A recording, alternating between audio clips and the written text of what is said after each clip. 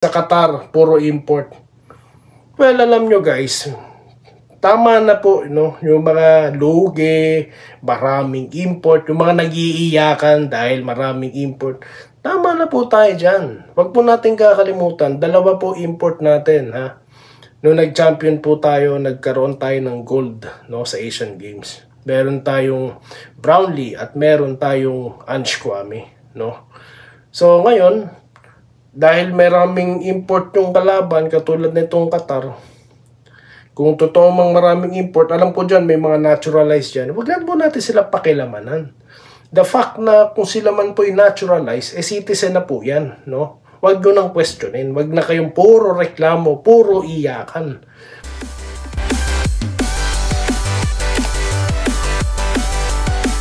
Yo, what's up? Welcome back. Dito po si Denry Gadoy, TV Sports. Walang ating pag-uusapan, ha. Yung mga kaganapan po sa nakaraang laban ng Gilas at neto pong Qatar. Okay? At of course, Gilas versus Lebanon, no? Pag-usapan natin konti lang. At of course, ito pong mga pa-shoutout. Okay? Mga comments po ng ating mga subscribers, ang bida rito, of course. At papansinin din po natin na yung mga inilalabas na content, no, ng iba't ibang mga channels, no, na magbabanggit tayo. Bakit ko tinatopic? Mamaya sasabihin ko yung dahilan. Okay? So bago po yan, kung di pa po kayo subscriber ng channel na ito, nako po, 130 na lang guys. 13,000 na po ang Doy TV Sports. Nako po. Kaya kung kayo'y nasa Qatar at napapanood nyo to, mag-subscribe na po kayo guys. No? Kung ayaw nyo ng fake news, kung gusto nyo vlogger na bumabakbak sa mga yan, subscribe na kayo guys. Okay? So yun na po. Ang umpisahan na natin. Mamaya na po ang bakbakang Gilas, ha, at ang Lebanon.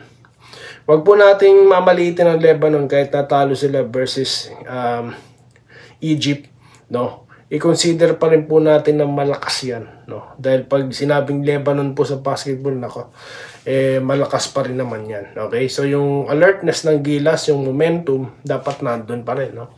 So go Gilas pa rin po tayo mamaya, no? Okay? At humihingi po ako ng pasensya sa nakaraang content, isang oras. Nalito po ako. Nalito ako sa time zone, no? Kala ko etong gabi na yun kasi excited talaga ako, pero mamaya pa po pala talaga yun, no? So yun po, good luck po sa Gilas. Okay, so ngayon yung mga kaganapan po dito kanina, no, na biruin nyo po ang nangyari dyan, no? Tayo po'y nalamangan ng double digit, no? Tapos gumana lamang po yung ano natin, yung tawag dito, nakahabol tayo at nakalamang kasi nga po umikot na po yung bola. Noong nagsimula po tayo mag 1-on-1, no, Brownlee 1-on-1 para pong yung sa PBA, talaga pong nadedepensahan tayo. Doon po tayo nalamangan, no. Pero nung umikot na po yung bola, nakita niyo naman yung salampak ni Edu na parang wawasakin na yung ring. Di po ba? Tsaka yung dahil nga umiikot na, may nalilibre na sa labas, nakakakuha na po ng magandang selection. Yun po ang naging dahilan kung bakit tayo nanalo dyan. Di po ba? Ibig sabihin lang po niyan, dapat po talaga yung moving without the ball, no? Constant moving po talaga dapat. Umiikot po talaga ang present at the same time yung bola. Dahil kung puro po tayo isolation, no? Low post kay Junmar, basa na po yan. Ngayon, inilabas si Junmar, di ba? Tapos nagkaroon lang tayo ng magandang defensive stops. Maganda po yung mga rebound at depensa ni Edu. At yun na nga po yung energy. Yan po dapat ang meron lagi, no? So yan po ang istorya kung bakit tayo nanalo dyan, no? So yun lamang po. Ang mga isolation, 1-on-1 low post, ginagamit na lang po yan pag wala na pong matakbuhan yung play, no? Yun lang po yung sa atin, no? Okay? So ngayon dito naman tayo. Marami po ako napansin, no? Pero tatlo lang yung babanggitin ko na mga nagko-content, no? Katulad nito, yung Ranger, ano? Grabe Qatar, Doha tournament ipapatigil, grabe yan nangyari sa Gilas, no? Anong klaseng fake news to, no? So, ito talaga notorious to sa pang fake news, no? Notorious ito sa mga ganitong klase ng So, hindi naman pinapatigil, sa kanya pinapatigil niya. Matindi ito, no? So, sa mga nanonood nito, no, nakasubscribe pa rito. Hanggang ngayon, nakasubscribe pa rin kayo. Niloloko na kayo harap-harapan, no? So, sa mga subscriber at viewer ng channel na ito, ha, baka kayo naliligaw pa din dito sa mga grabing fake news na katulad nito, no? O, pinatigil ba? Hindi naman, di ba? So, fake news. Okay? Iwasan nyo to. Sunod, Pinoy viral daw, ha? Lugi sa Qatar, puro import. Well, alam nyo guys, tama na po, no? Yung mga lugi, maraming import, yung mga nag-iiyakan dahil maraming import. Tama na po tayo dyan. Huwag po natin kakalimutan, dalawa po import natin, ha? Noong nag-champion po tayo, nagkaroon tayo ng gold, no, sa Asian Games. Meron tayong Brownlee at meron tayong Ange Kwame, no? So ngayon, dahil maraming import yung kalaban, katulad nitong Qatar, kung totoo mang maraming import, alam ko dyan, may mga naturalized dyan, huwag po natin sila pakilamanan. The fact na kung sila man po'y naturalized, citizen na po yan, no? Huwag nyo nang questionin. Huwag na kayong puro reklamo, puro iyakan. Maganda nga pong testing ground yan, no? Sa FIBA, ang pinapayagan lang po talaga dyan, isa, hindi po ba? Kaya nga may Clarkson tayo, meron tayong Brown, hindi sila pwede magsabay, di ba? So, ganun po yan. Parang practice ground lang naman ito, Kung tutusin, wala kang bearing, no? Kaya yung mga ganitong klase ng mga isinasaksak po sa utak natin, no, kung kayo man nanonood ng mga ganitong klase ng content, no, mag-iingat po kayo. Kaya imbis na confident tayo, ay, oo nga pala, dami pala import niyan. So, ganun na, pag natalo, dami kasing import Hindi po dapat ganyan ang isinasaksak sa mga viewers, no. O, ito pa isa, yung W Hoops Play. Ang daming import ng Qatar, delikado ang lagay ng gilas. Well, alam nyo, hindi... Yun na po, tignan mo nyo. Kung makapansin nyo, pare-parehas na lang po sila ng mga sinasabi. Di po ba? Para panoorin yan. Ay, daming import, panoorin nga natin to. No? Pero the fact po na maraming import yan, kung totoo yan, gusto po nilang manalo. No? At kung pinapayagan po yan, ng torneo na yan, no? Hayaan po natin. Maganda pong testing ground yan sa Gilas. Umubra po ba? Basta po maganda ang play, magagaling po players natin, no?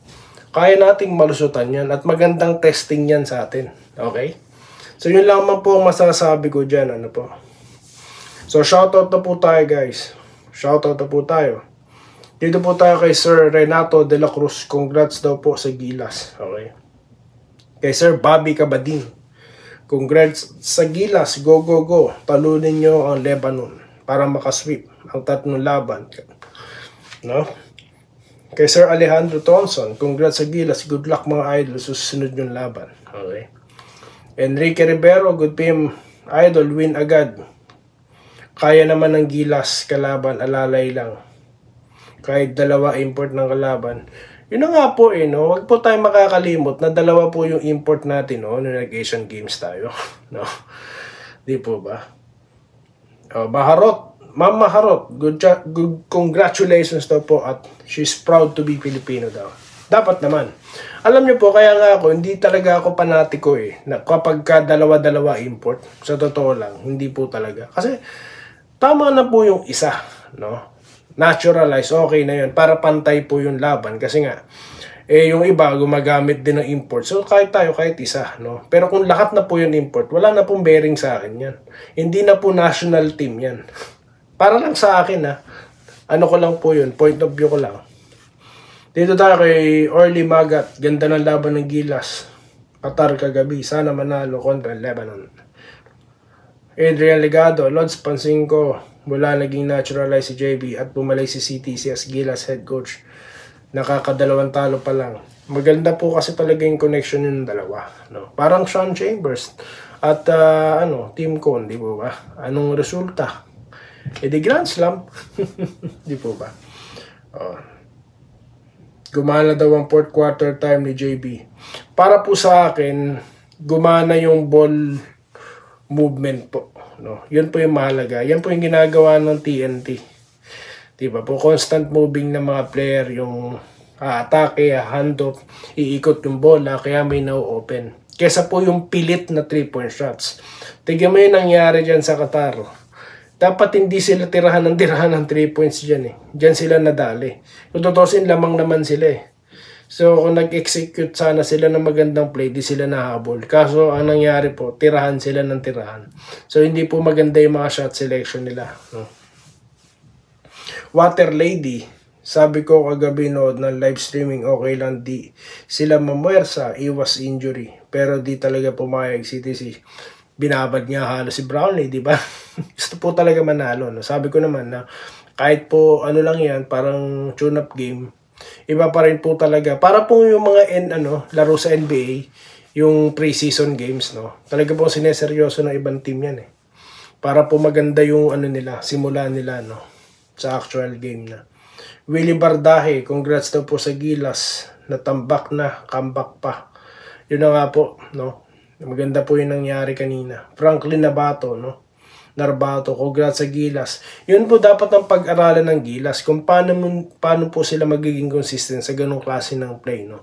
High energy, umiikot yung bola, no? Mas maganda po yun eh kung run and gun. Di po ba? Mas maganda yun. Armando Valeriano, Doy, Gilas pa din.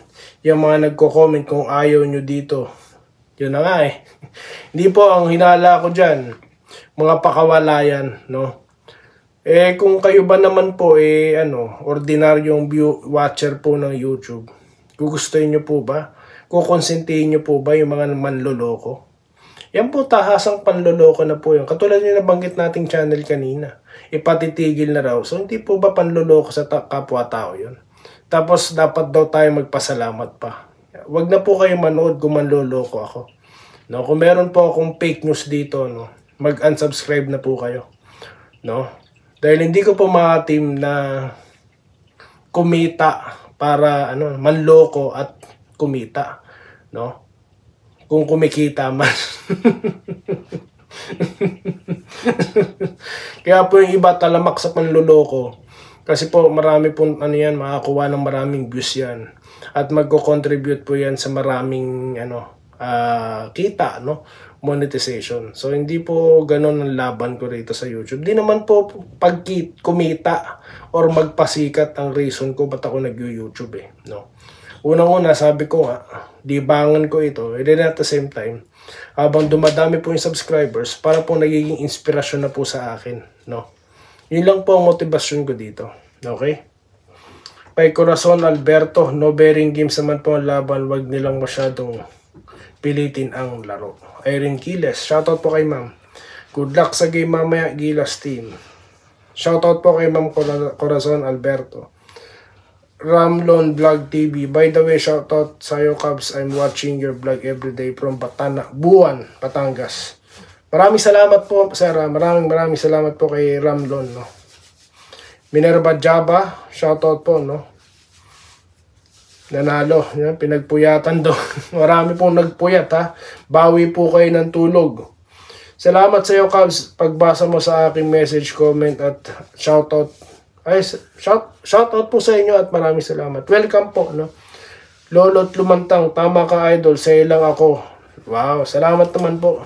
Katotohanan ng ibang mga vlog. Wala raw pong katotohanan yun. Ilan lang po nagsasabi ng totoo, no? Kasi po, alam nyo, minsan yung iba, ayaw manood, naiinip sa ganyan eh. Pero kapag ang kwento, yan nga, ipapatigil. Trade si Newsam, tinrade sa San Miguel, yan po, mga gusto ng iba. Kasi nga po, nagugulat sila eh. Pero di nila alam, niloloko na sila, no? So, yun lamang po guys ang ating comment sa ngayon, ating vlog. At maraming salamat sa inyong panonood at magkita-kita po tayo, ha? Dito lamang sa Doy TV Sports. At of course, good luck po sa Gilas, ha? Sana po makarating ito sa kanila. Paano nyo po ako tutulungan? Share nyo po ito. Okay? Para po marami tayong maabot, no? At yung mga ganyang klase ng channel, walang kwentang mga contents, no?